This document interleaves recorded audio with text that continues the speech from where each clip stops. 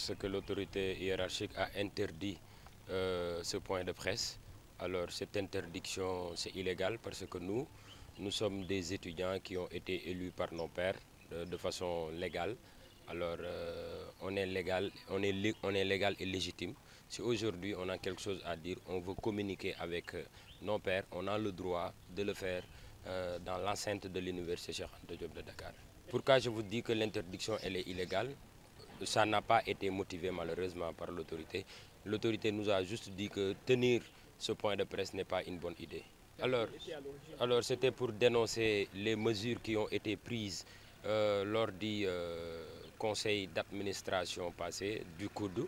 Alors dans ce conseil d'administration, l'autorité du COUD avait dit que le COUD ne peut pas reprendre ses activités que d'ici 2 mois.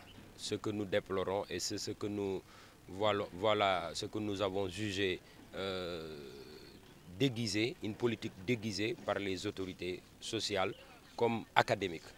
On a déjà commencé nos actes. D'abord, on vous signale qu'il y a des étudiants qui ont été arrêtés dans les différentes régions, à savoir Diourbel, Ziguinchor, Kolda, Mbour, Kaolack. Alors des étudiants ont été arrêtés parce qu'on a délogé tous les lycées et toutes les écoles sur l'étendue du Sénégal. Le mot d'ordre, c'est pas de reprise en présentiel, pas de cours sur toute l'étendue du Sénégal. Non, ça c'est faux, parce que quand on signait le protocole, c'était pour trouver une issue, n'est-ce pas, pour que vraiment les cours reprennent en présentiel. Parce que dans le protocole d'accord, il y a des points très importants. La pacification de l'université Cheikh Anta Diop de Dakar, on ne peut pas le refuser. La remédiation, on ne pouvait pas le refuser. N'est-ce pas? La remédiation s'explique comme suit. C'est-à-dire les cours qui ont été donnés sur la plateforme, si les professeurs reviennent, ils vont faire une sorte d'explication pour une durée de 2 semaines. Donc ça, on ne pouvait pas le refuser. Et je vous rappelle qu'au moment où nous, collectifs, on disait à nos camarades étudiants de ne pas s'inscrire sur la plateforme, il y avait d'autres étudiants qui vraiment balançaient le lien dans nos différents groupes de WhatsApp. Et à un moment donné, il y avait une rupture de dialogue entre l'autorité et les représentants d'étudiants. Et on savait que de nous, si on ne prenait pas la décision de dialoguer avec l'autorité, de signer un protocole d'accord, il n'y aurait pas une réouverture de l'université Cheikh Anta Diop de Dakar. D'accord. Ça, je pense que ça c'est récurrent, ça c'est habituel chez les étudiants. Intoxication.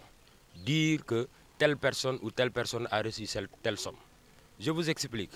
Parce que quand on signait le protocole d'accord, le recteur et nous, le recteur nous avait proposé que je vais laisser que vous-même étudiants, vous allez faire le transport, on va vous donner de l'argent, vous allez gérer le transport, vous allez gérer l'aspect photocopie, vous allez gérer l'achat des clés USB. Et on avait refusé catégoriquement. Et chaque groupe, il y avait 3 superviseurs de l'administration.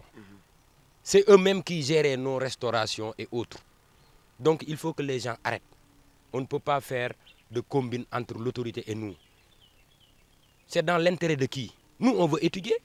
Nous avons gagné. On veut gérer. Mais si l'étudiant pense qu'on a été corrompu, non, vraiment, ça c'est trop dire. Toujours, cela, je ne le regrette pas, ces dires-là. Parce qu'en phase avec l'autorité, en signant le protocole, on a dit au recteur, on lit les personnes par leurs paroles et les bœufs par leurs cornes. Parce que le recteur avait dit qu'on ne peut pas inclure dans le protocole d'accord une date de réouverture. Pourquoi?